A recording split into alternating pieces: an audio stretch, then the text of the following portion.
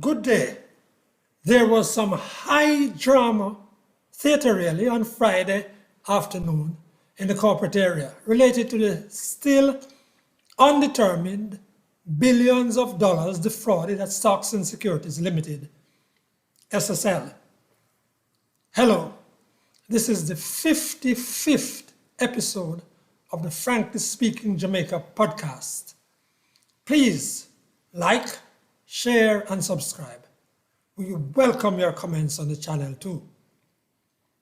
The theater I speak about was with police officers swooping down, journalists like that phrase, swooping down on an upscale St. Andrew apartment complex where Jean Ann Panton lived.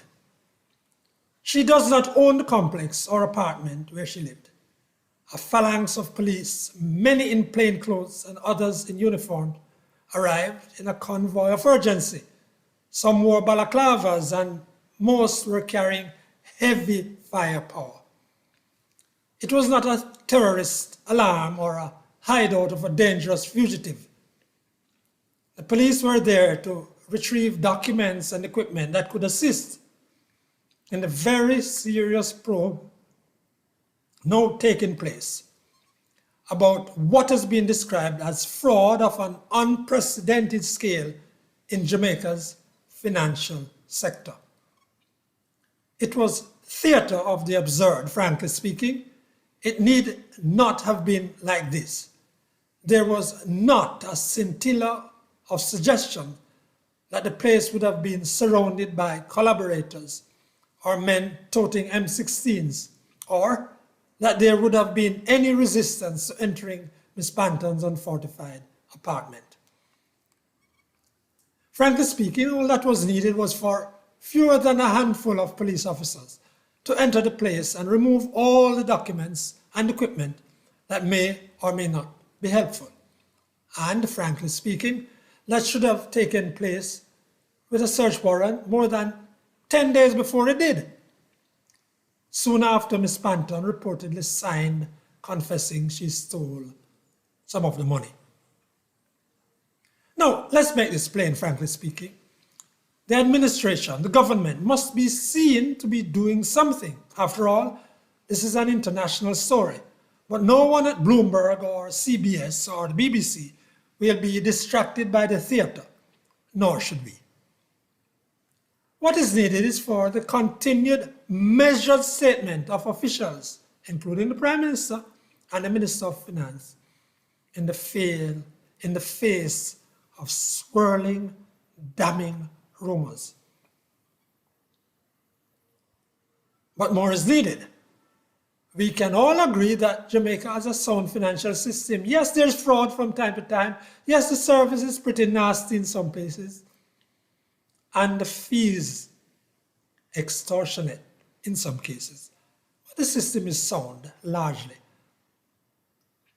But there are some distressing issues here still. And I have bounced my thoughts off some highly respected financial journalists, some of them not practicing today.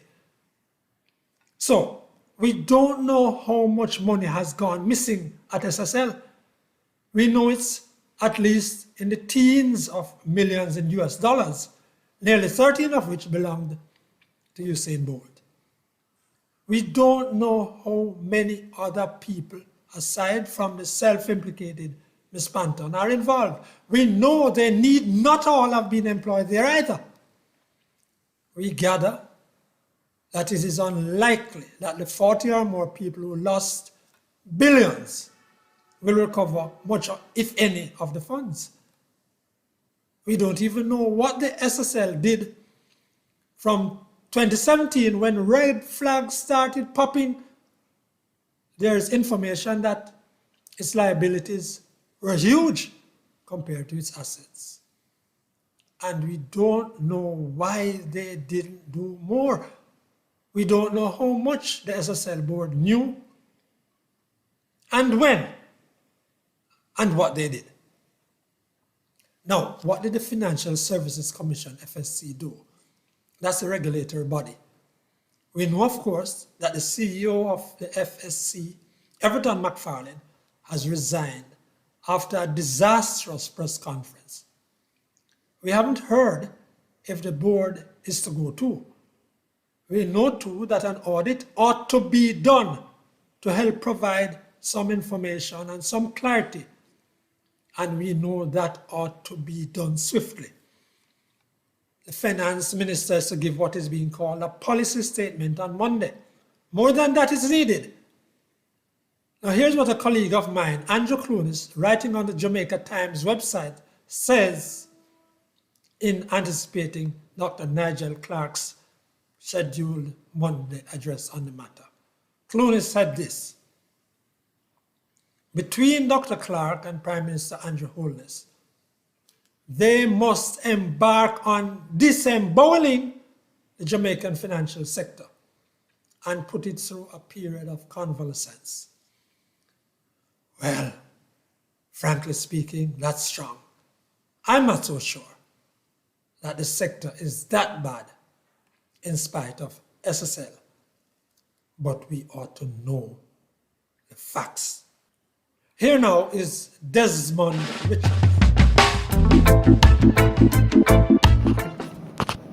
Is it possible that the government could be called on to bail out depositors at the scandal hit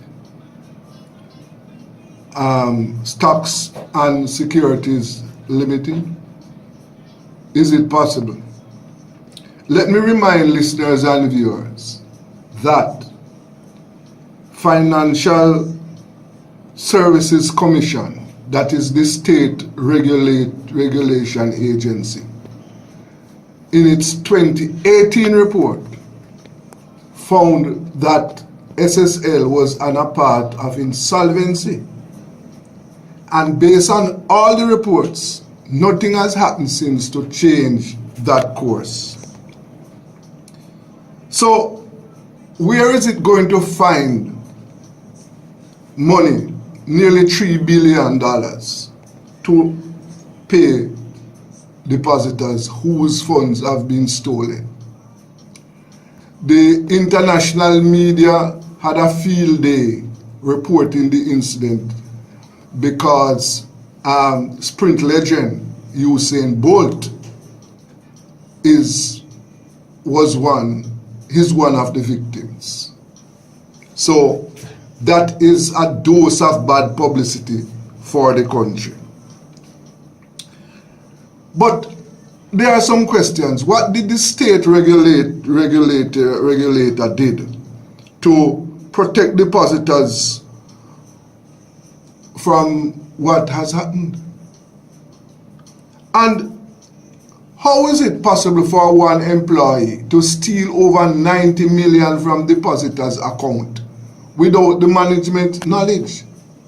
These are questions which deserve some answers. And the resignation of the general manager is not enough. You will recall the Prime Minister told the nation that he got a loan from that agency, which was used as part of his construction costs for his mansion at Beverly Hills. Now, SSL is not a loan agency. So, how did the Prime Minister get a loan? These are questions that must be answered. Now, we will recall that taxpayers were forced to fork out over 140 billion in the 1990s to bail out financial institutions which were finsacked. Now, taxpayers' money cannot be used to bail out this private institution. So, this has left a very pertinent question. How are the depositors going to be repaid?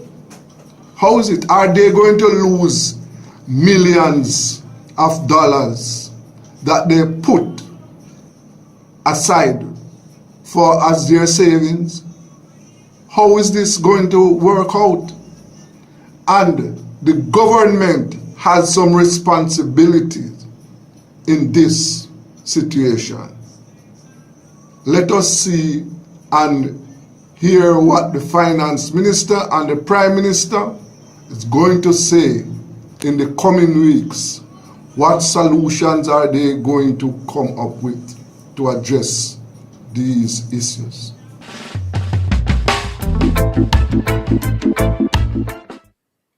That's Desmond Richards, journalist and founder of internet radio, Rebel Radio Jamaica. And now to Krystal Cameron. I'm not a Jamaican, but I have been to Jamaica. I operated a business down there. I used to also work with a few Jamaicans. There were two Jamaicans that I worked with. One of them was from Mandeville, one was from Kingston.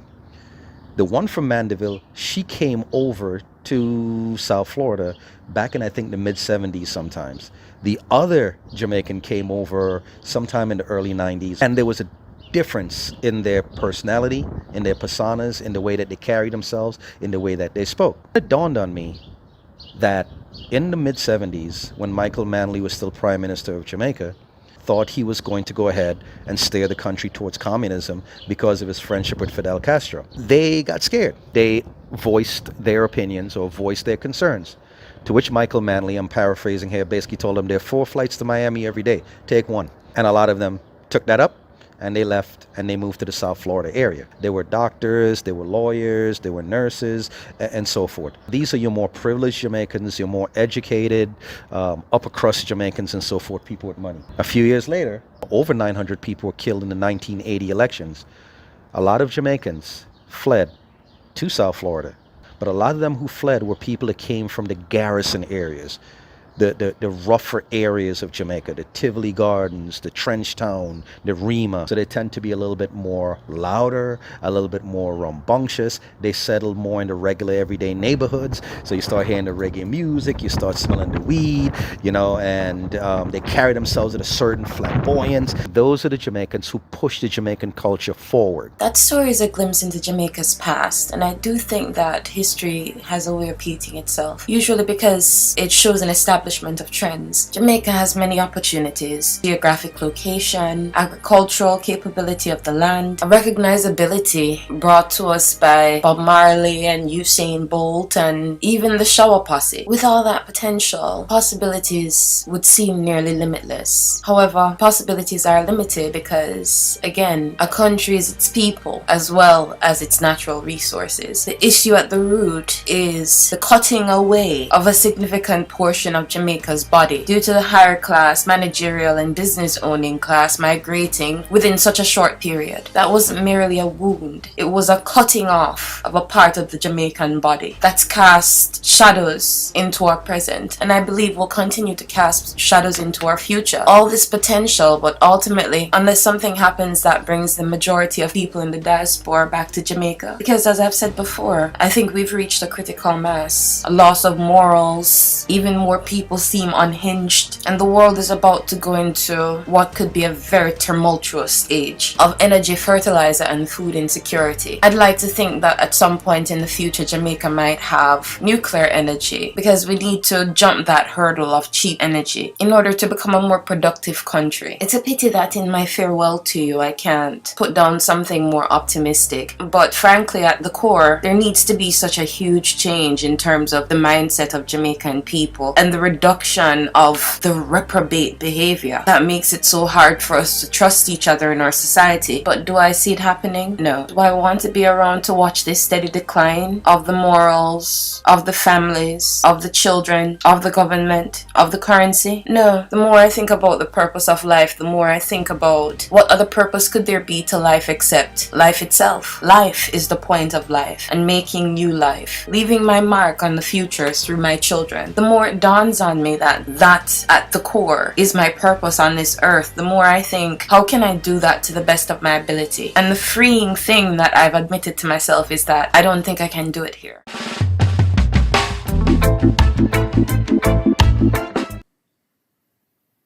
That's Krystal Cameron, CEO and creative. Endgame.